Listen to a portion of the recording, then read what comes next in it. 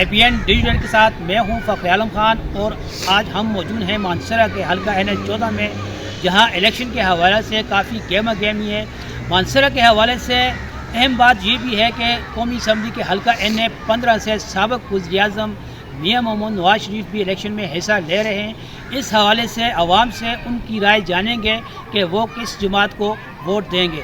تحریک انصاف انشاءاللہ جی انشاءاللہ عمران ہم کسی کو بھی نہیں دیں گے جی۔ انشاءاللہ ووٹ PTI پہ، انشاءاللہ PTI کو، وہ نون لیگ پہ، انشاءاللہ PTI کو، عمران خان PTI عمران خان کے، عمران خان انشاءاللہ PTI کو، مسلم لیگ نون کا ہے۔ جیسے کہ الیکشن کے حوالے سے آپ نے لوگوں کی رائے جانی، تو زیادہ تر لوگوں نے PTI کے حق میں اپنی رائے دی، لیکن مانسہرہ کے حوالے سے میں یہ بتاتا چلوں کہ مانسہرہ میں چونکہ جنبہ برادریزم کی سیاست بھی ہے، اور یہاں پر دیگر جماعتوں سے تعلق رکھنے والے جس میں مسلم لیگ نون، اسی طرح پیپل پارٹی اور جماعت اسلامی اور جمعیت علماء اسلام کے ووٹر بھی ہیں۔ اس لیے 8 فروری کو بھی معلوم ہوگا کہ کس پارٹی کے امیدوار کو زیادہ ووٹ پڑے ہیں۔